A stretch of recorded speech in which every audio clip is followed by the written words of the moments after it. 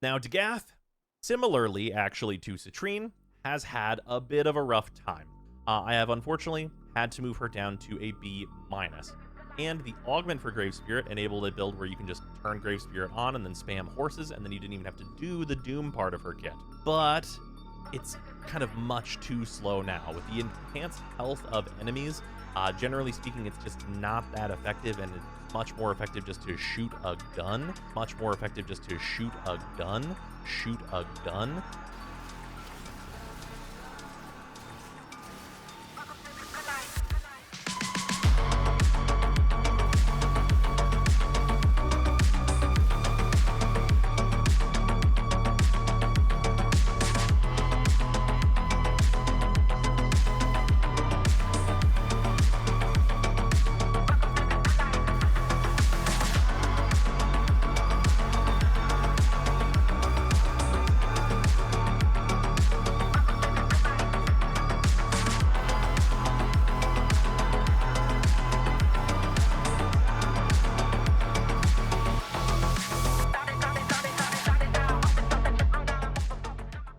Back on October 19th of 2023, I released my one and only video on Dagath, one day after she had released.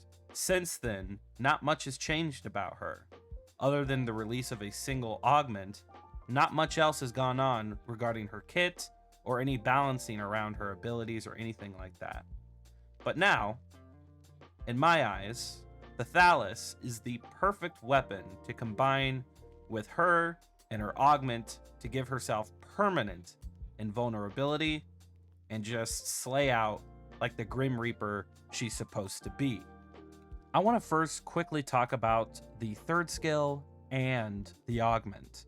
The third skill would normally work like this. You would activate it, requiring you to spam your 1 and your 2 and your 1 and your 2 and your 4 and over, and it would just become very, very tedious.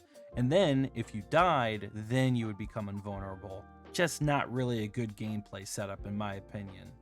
I have never been a fan of on-death effects that would boost your power, because of course it would require you to die before you receive them, which is requiring me to not play well in order to get better. I've never been a fan of mechanics like that, and the augment fixes that. And instead, now when you cast your third skill, it's on a cooldown like some other skills, where now you're instantly invulnerable, instantly applying doom critical damage to every attack you deal to enemies, and once the timer is up, now you are on that cooldown. Well, the cooldown can also be reduced per kill, and if you're using something like melee influence, which is super balanced and ignores line of sight because, balance, you're then able to just kill all the enemies you need to immediately activate your third ability again, which is really, really, really strong.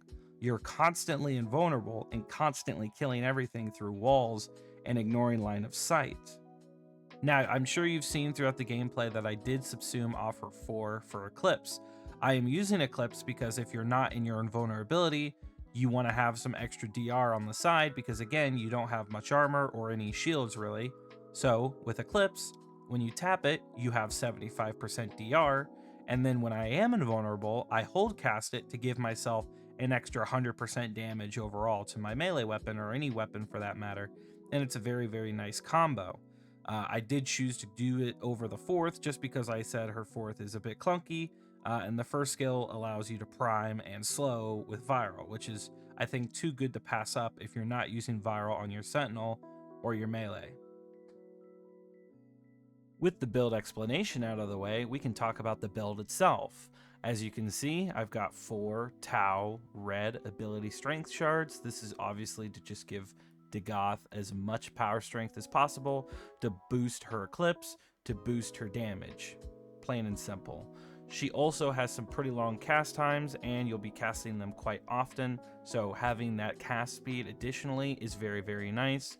Otherwise, you can put another Tau ability strength shard and maybe put natural talent in the build if you can find some way to fit it. Now, the only thing that really matters here is the Thalys, but if you're wondering why I'm using the Rada, It's purely because of the unique trait, if I ever find a way to actually use it, because honestly, you're going to be at times 12 pretty quickly regardless. Obviously, reload and fire rate as much as possible just to boost the combo count, and then of course primary dexterity to have a bunch of combo duration. Same sort of theory applies here, combo duration, or amalgam barrel, so that I can, have a faster dodge roll. Now for the Thalys, these are the evolutions I chose. I did go with attack speed.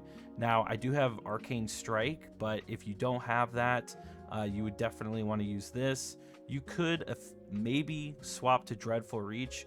I just don't think it's very necessary because, of course, how balanced melee influence is. So that's not really a big concern. We have initial combo as well. This gives us puts the weapon at ×2, and then of course this one only requires ×3. So you only need to hit like 10, maybe 10 or less enemies to actually get into Incarnon mode, which is really, really nice. Now, as far as which one you're using here, a lot of these are really Warframe dependent. If you're using Kalervo, I would go Chain Shatter, but for Dagath and what we're doing here, I'm purely using Explosive Growth. This actually just kind of helps Dagath's survivability when she's not in the invulnerable state, because of course hitting these enemies will actually cause them to become impaled, and then they can't shoot you, which is really, really nice. And one of the main focuses with this build is survivability, because of course if you don't have the invulnerability active with Dagath, she's a little vulnerable, obviously. Now for the Thalys build itself, I do have a Riven here. If you don't have a Riven, boom, crit damage, GG's. That's it. That's all you need to slot in there. There's really not much of a big difference there. Now the damage you are going to see is going to be obviously different, and you'll notice too that the crit chance is much, much higher. You can always just kind of get rid of this if you want, because of course the big benefit of galvanized steel is the extra crit damage, but you can always kind of fit in, and I think you get like, let's see, 120% crit chance more than I have. So there's different ways to kind of make this work if you don't have the Riven, and if you don't have a Riven, boom, it's at 96%, it's almost 100%. So really, really strong. As far as where's my viral, where's that? Well, obviously Dagath's first skill applies viral. I had a couple thoughts about what to put there. If you want to use Wrathful Advance, you can definitely do that. But keep in mind the bonus to Eclipse and the damage reduction is actually really, really nice. So that is something to consider when going for that extra damage. Of course, there's also Nourish. It just kind of makes it one less thing to cast instead of having to worry about using your one or something. But overall, this is the build for the Thalys. If you don't have a Riven, like I said, take this out, put Amalgam, Organ Shatter, and you're pretty much set. Maybe slot in the Sacrificial Steel if you can fit it in, if you form a more than this. Now, for the Dagath build, of course, it is melee-centric, so Steel Charge, Arcane Strike. We are using Blessing as well, because again, this is supposed to be survivability is a must, because when the invulnerability is down, and it will be down, you need to have something as an insurance policy to help you while you work your way getting back into the invincibility. Equilibrium and Archon Flow. Equilibrium pairs very nicely with the passive, but if you're wondering why I'm using Archon Flow, it's specifically because of that cold chance dropping energy, right? Of course, the energy is going to help Equilibrium, but where are we getting the cold? Well, in the Verglass, which is what the Sentinel is using on this build, which is cold, and then I'm also using gas, and we'll show that build shortly. But the cold is priming those targets and actually activating Archon Flow, which is very, very nice. So Archon Flow, Equilibrium, and the passive is giving me a lot of energy and health orbs. And then of course, I think with Dagath, you can get Arcane Blessing going in like 2 minutes. It's kind of insane. It's very, very strong. We are using Umbral Intensify over Precision Intensify. Now, if I were to use it, it would give me 121 versus 107, but the Grave Spirit, the extra critical damage goes from 358, basically 360, down to about 315. So we're sacrificing a lot for only a little gain. So it's not really worth it, even though the Eclipse is in the 4 slot. And I did mention that you could technically put it in the 1st, but I highly recommend you keep it in the 4th because the slow and the priming is very, very nice. And of course, the 2nd and the 1st skill also work together. Other than that, Rage, Fortitude, Honorable Intensify, tons of power strength, and of course, duration, right? We don't need efficiency. We're getting tons and tons of energy and health. We don't need range because, of course, we're only helping ourselves, and we're in melee distance pretty much all the time, so weird scythes are going to be hitting those enemies. So that's the Dagath build. Now, I am using Death Cube Prime, honestly, just because of the aesthetic, but you can really use anything. Now, Death Cube does have a pretty good augment that allows the Sentinel to drop a lot of energy orbs. Truthfully, you really don't need it. I'm just using it because, again, the aesthetic, Death, Dagath, etc., whatever. Synth Deconstruct, which is giving me health orbs, spreading all of the statuses, of course, and then, you know, Vitality, Vacuum, attack the enemy, etc.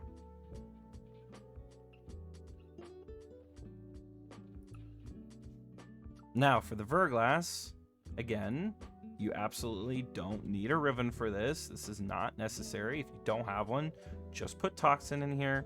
We only want to keep the cold because I am a big fan of Shivering Contagion. Again, it helps with Dagath's survivability, preventing the enemies from shooting her as much as she's trying to get back into her invulnerable state. This is the build here.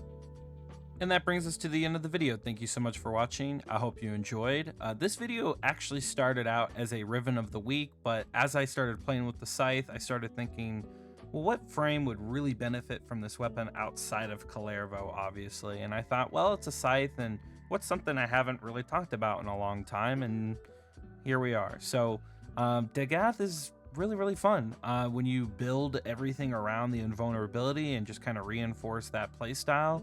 It turns into something really special and really fun. So I encourage you guys to check out this build. If you did stay until the end and you're still watching, I thank you. Leave a comment, tell me what you thought about the build, and leave a like if you're so inclined.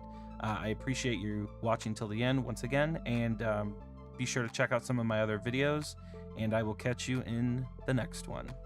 Peace out.